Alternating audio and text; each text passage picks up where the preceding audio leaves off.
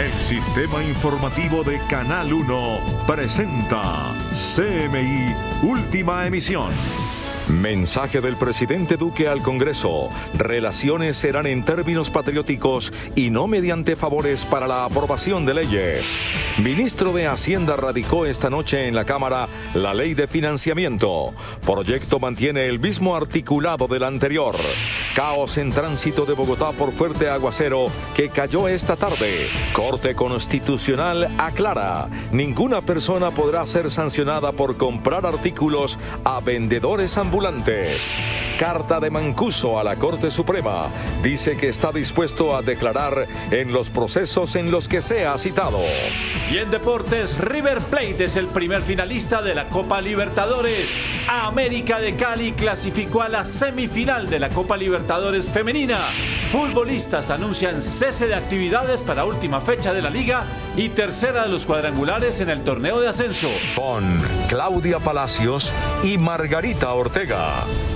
Buenas noches, bienvenidos a CMI Última Emisión. El presidente Iván Duque advirtió esta tarde que hasta el final de su mandato hará política con ética, tras señalar que sus relaciones con el Congreso serán en términos patrióticos y no a cambio de favores para conseguir la aprobación de leyes. Durante un homenaje a los 100 años del nacimiento del fundador de la universidad, Sergio Arboleda Rodrigo Noguera Laborde, el presidente Iván Duque aseguró que le aprendió a quien fuera su profesor que la política se hace con ética y no con favores. Donde lo que medie entre las instituciones sea la capacidad del propósito patriótico y no las canonjías por debajo de la cuerda para tratar de cobrar victorias de la democracia, cuando en realidad lo que hay es la contaminación de la independencia de poderes por la presión de los más fuertes. Recalcó que en esas condiciones ha podido demostrar en 14 meses que su gobierno puede trabajar con el Congreso con respeto a su independencia y su actitud se mantendrá inmodificable. Pues hoy, como presidente de la República, ratifico que así gobernamos y así gobernaremos hasta el 7 de agosto del año 2022. También el presidente Duque observó que de su profesor Noguera Laborde aprendió que cuando un gobernante decide transformar un país, tiene que transitar por el camino más complejo. Precisamente esta noche el ministro de Hacienda, Alberto Carrasquilla, radicó en la Cámara el proyecto de ley de financiamiento con el mismo articulado del proyecto original, salvo por un par de ajustes sobre las fechas. Con mensaje de urgencia, el Ejecutivo radicó hoy la ley de financiamiento que la semana pasada tumbó la Corte. Se está radicando exactamente el mismo texto. Estos son algunos de los puntos que contiene el proyecto. Respecto de los dividendos, pasó del 10 al 15% que estaba grabado. El impuesto al patrimonio para patrimonios superiores a 5.000 millones de pesos, que quedó vigente pues para el 2019, como está la sentencia de la Corte. La sobretasa para el sector financiero. El texto de la norma se puede repetir perfectamente en un nuevo proyecto de ley porque, según lo explica la Corte claramente, el vicio fue de procedimiento. Con este proyecto se ratifican todos los puntos de la ley 1943. No va de nuevo el beneficio para normalización de activos. ¿En qué fue bueno? Que el gobierno recogió 1.1 billones de pesos, son más de 13 y pico billones de pesos que no están tributando para el país y que pues ahora aparecen. En algunos artículos en los que se hace referencia a 2019, se consideró pertinente ajustar a 2020. Y también hoy el presidente Duque les anunció a los partidos políticos que su gobierno promoverá una gran reforma electoral y pidió desde ya un consenso que permita modernizar la legislación vigente. Los asistentes a la Cumbre de los Poderes en Casa de Nariño anoche coincidieron en señalar que las elecciones del próximo domingo han demostrado que la legislación electoral está desueta. Por eso el presidente Iván Duque planteó un gran consenso de los partidos para tramitar una reforma integral que contemple modificar plazos de inscripción de cédulas, modificar plazos de revocatorias de candidaturas, modificar el estatuto de oposición, establecer el voto electrónico, que el Estado asuma el control del código fuente, entre otras cosas. El presidente del Consejo Electoral, Hernán Penagos, anunció su apoyo a la reforma. Sin duda que respaldo la reforma al Código Electoral. Ya tenemos inclusive desde aquí un proyecto de ley para hacer unas modificaciones al Estatuto de la Oposición. La senadora de oposición, Aida Bella, también anunció que apoya la reforma. Vamos a ver qué reforma electoral, porque quienes deciden en últimas pues es el Parlamento y ustedes saben la composición del Parlamento. Aurelio Iragorri, director del partido de la U, celebró el anuncio del presidente Duque. Para que una vez culminado este proceso nos sentemos juiciosamente entre todas las fuerzas vivas del país, a presentarle al Congreso de la República una reforma seria de las normas electorales en Colombia. Juan Carlos Wills, vocero del Partido Conservador en la Cámara, también respalda esta reforma. Nosotros también consideramos como Partido Conservador que debe haber una reforma electoral. Jaime Navarro, de Alianza Verde, pidió que la Comisión de Seguimiento Electoral siga reuniéndose periódicamente para atender las peticiones de los partidos en el mejoramiento del Código Electoral. En otras noticias, los bomberos de Bogotá tuvieron que atender 5 localidades afectadas por las fuertes lluvias. Los aguaceros produjeron un gran caos vehicular y más de 20 emergencias.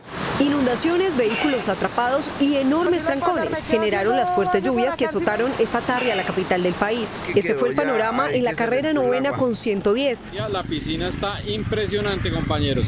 Así se vio la carrera séptima con 123. La capa de agua impidió el paso por varios minutos y así quedaron los que osaron cruzar. El granizo provocó el taponamiento del alcantarillado en el norte de la ciudad, así que fue necesaria la intervención de los bomberos para bajar el nivel de la inundación y habilitar las vías. En el momento tenemos fuertes lluvias en el sector, desde la 1:30 de la tarde aproximadamente. Hemos atendido 9 servicios aquí en la localidad por inundación en vía pública y en edificaciones. En el occidente, las precipitaciones afectaron la operación en el aeropuerto El Dorado, que estuvo cerrado por más de 1 hora por tormenta eléctrica. En el sur también fue suspendido temporalmente el servicio del Transmicable. 5 localidades fueron las más afectadas por las lluvias: Chapinero, Teusaquillo, Usaquén, Engativá y Puente Aranda. La Corte Constitucional precisó que ninguna persona podrá ser sancionada por comprar cualquier artículo a un vendedor ambulante. La decisión de la Corte fue adoptada al declarar exequible el artículo de dicho código que impone sanciones por promover o facilitar el uso y ocupación del espacio público. Sin embargo, aclara que dicha norma no podrá ser utilizada para imponer comparendos a quienes le compren a un vendedor ambulante porque esa no es la interpretación correcta del Código de Policía. Para la Corte, la norma lo que pretende sancionar es a las mafias que se aprovechan de los vendedores ambulantes para explotarlos y promover la ocupación ilegal del espacio público. El artículo 140 del Código de Policía fue demandado luego que uniformados de esa institución impusieran un comparendo a un hombre por haber comprado una empanada a un vendedor ambulante en Bogotá. La defensa de la exguerrillera de las FARC, alias Sonia, anunció que acudirá este jueves ante la Fiscalía para comprobar que no tiene investigaciones por hechos posteriores a la firma del acuerdo de paz y demostrar que no se ha rearmado, como le aseguró la unidad de investigación de la JEP. La unidad de investigación de la JEP asegura que una de las mujeres que aparece rearmada junto a Iván Márquez es alias Sonia, la exguerrillera que pagó 16 años de prisión en Estados Unidos. Solicita exclusión de alias Sonia, luego del anuncio de su intención de retomar las armas. Sin embargo, para los magistrados que deben tomar la decisión sobre la expulsión, las pruebas de los investigadores son deficientes. No pudo demostrar sus indicios. El cotejo morfológico no determina plena identidad. El abogado de Sonia también niega que se haya rearmado. Sonia no está rearmada, no ha aparecido en ningún video con ninguna otra persona que se ha alzado en armas y por el contrario ya está cumpliendo plenamente con los acuerdos de paz. Quiero expresar al país que ella se encuentra terminando su bachillerato. Es una persona que quiere hoy salir adelante. Asegura que el próximo jueves se presentará a las autoridades. La Corte Suprema de Justicia frenó un preacuerdo que había firmado la detenida exfiscal Hilda Niño con la Fiscalía para obtener una rebaja de pena a cambio de colaborar con las autoridades tras haber sido acusada de favorecer a grupos al margen de la ley. Según la sala de juzgamiento de la Corte, el preacuerdo no es consistente, por lo que pidió a las partes revisar los términos del mismo. La sala observa que el ente acusador estima el incremento patrimonial derivado del ilícito en la suma de 245 millones de pesos. No obstante, en el compendio fáctico y probatorio deja ver situaciones que llevan a la conclusión que tal monto fue muy superior. También cuestionó que el preacuerdo establezca el lugar de reclusión de la exfiscal cuando ese tema le corresponde a un juez. Ustedes, me refiero a la Fiscalía y la Defensa, sopesaron para acordar el sitio de reclusión en donde purgaría la pena la acusada, que esta decisión puede ser de competencia exclusiva del juez de ejecución de penas. Todos estos temas tendrán que ser revisados por las partes para presentar nuevamente el preacuerdo ante la Corte. CMI conoció que la Fiscalía rastrea más de 100 contratos suscritos desde 2014 en la 4ª Brigada del Ejército con una serie de firmas cuestionadas. Los investigadores buscan establecer el grado de participación en estos hechos del general retirado Jorge Romero. La Fiscalía delegada ante la Corte Suprema avanza con la recolección de pruebas y testimonios en el escándalo por presuntos actos de corrupción en la 4ª Brigada del Ejército. El ente acusador rastrea una decena de contratos suscritos con una serie de firmas cuestionadas. Los primeros 26 convenios en los que la Fiscalía tiene certeza que hubo actos irregulares orquestados por el general Romero se firmaron con las siguientes personas que también están en la mira de las autoridades. Con Jaime Ramírez de la empresa Motovehículos se investigan 4 convenios valorados en 2.100 millones de pesos. El segundo contratista es Samir Buitrago. En este caso hay 20 convenios investigados, los cuales ascienden a 675 millones de pesos. Asimismo se indagan 2 contratos firmados con Alexander Carrera de la empresa El Infante por 520 millones de pesos. La Fiscalía dice que los contratistas entregaban a la red de corrupción dirigida por el general Romero un 10% del valor de cada contrato, según evidenció la entidad. En total, la Fiscalía rastrea la contratación de 11 batallones adscritos a la 4ª Brigada. Actualmente el general retirado Jorge Romero se encuentra detenido en el Cantón Norte por decisión del Tribunal de Bogotá. Desde una cárcel de los Estados Unidos, el exjefe paramilitar Salvatore Mancuso le envió una carta a la Corte Suprema de Justicia en la que manifiesta que está dispuesto a declarar en los procesos en los que sea citado. Mancuso aclaró que a través de los medios de comunicación se enteró que ha sido citado para declarar en algunas investigaciones que adelanta la Sala de Instrucción de la Corte, pero que ni él ni su abogado fueron notificados.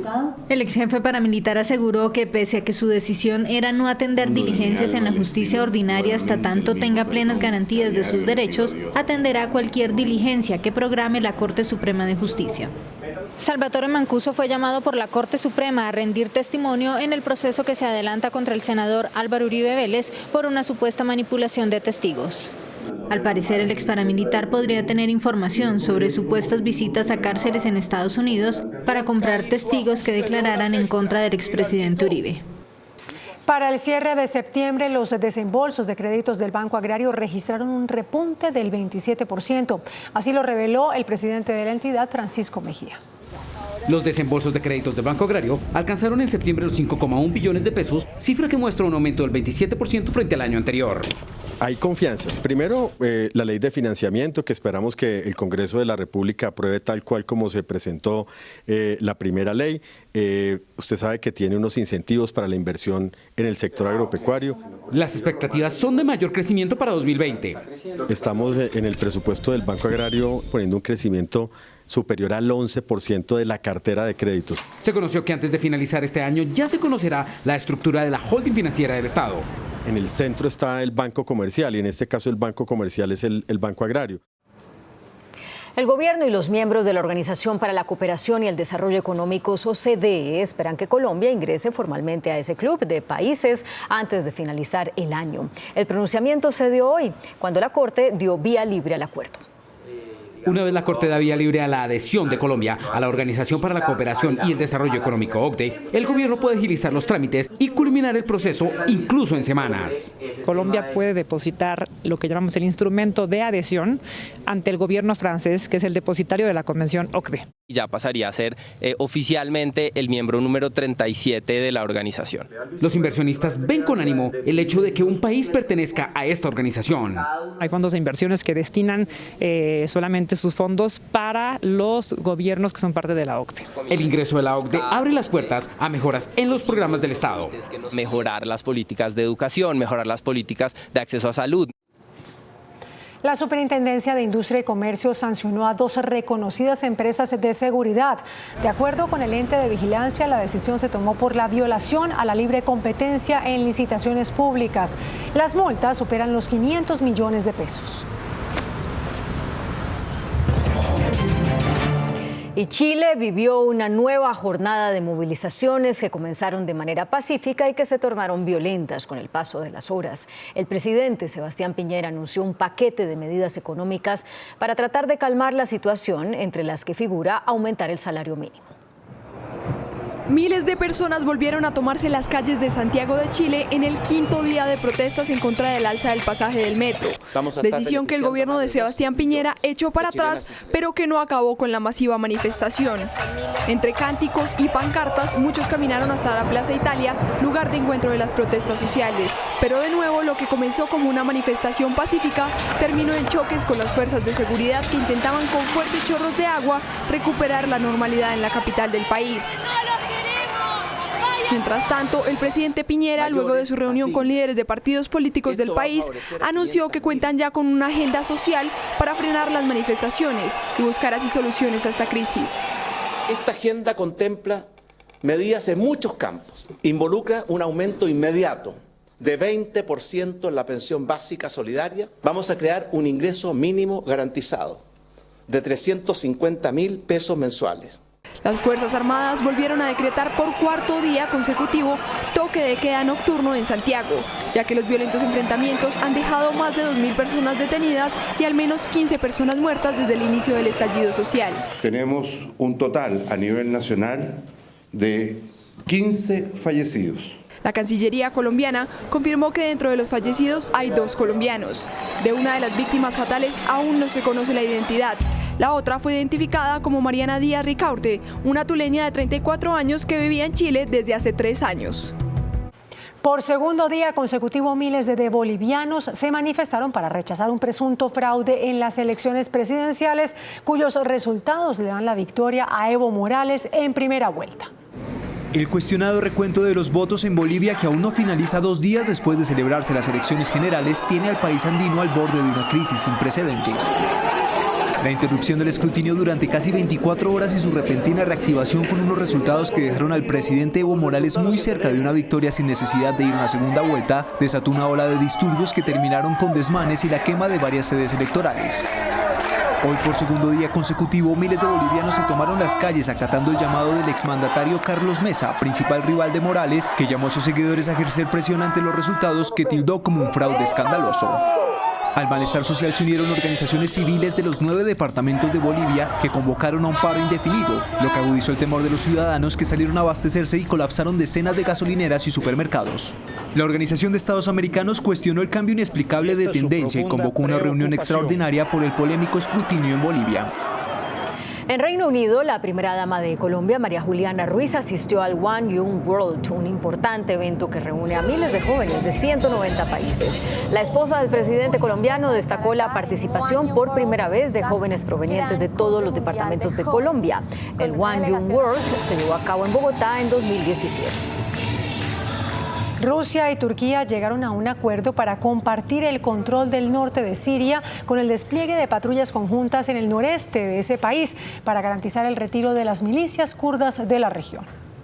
El vacío dejado por Donald Trump cuando decidió retirar sus tropas del norte de Siria fue utilizado por Rusia como una oportunidad para expandir su influencia en Medio Oriente, antes de que expirara la tregua de 120 horas pactada entre Washington y Ankara, que obligaba a las milicias kurdas a abandonar una zona de seguridad de 120 kilómetros en la frontera turco-siria. El presidente ruso Vladimir Putin sostuvo un encuentro con su homólogo Recep Tayyip Erdogan, que terminó con un acuerdo para compartir el control del noreste de Siria. Turquía y Rusia accedieron a que sus tropas patrullen conjuntamente esta zona segura para garantizar el retiro de los kurdos, a quienes con el pacto se les otorgó 6 días para abandonar este territorio antes de que empiecen las operaciones. Antes del encuentro entre Putin y Erdogan, el presidente sirio Bashar al-Assad, un importante alfil de Moscú en la región, visitó por primera vez esta zona de conflicto desde que estalló la guerra en Siria en 2011.